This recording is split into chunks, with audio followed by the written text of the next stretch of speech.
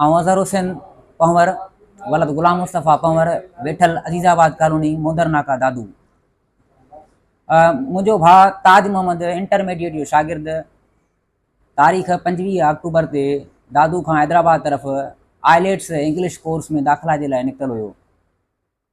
26 तारीख़ ते असां हुनजे नंबर ते कॉल कईसीं। नंबर हुनजो मुसलसल बंदि रहियो।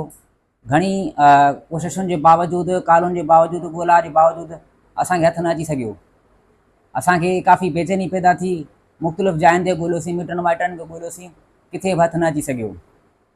असांजी कंहिंसां बि ज़ाती दुश्मनी या असांजो कंहिं बि सियासी समाजी तंज़ीम सां को बि वास्तो कोन्हे को। आला इदारनि खां, आला इख़्तियारनि खां, इंसानी हक़नि जे तंज़ीमुनि खां घुर करियूं था त असांजो हीउ गुम थियल भाउ ताज मोहम्मद वलद गुलाम मुस्तफ़ा पंवर ॻोल्हा में मदद कई वञे त जीअं असांजी बेचैनी ख़तमु थी सघे।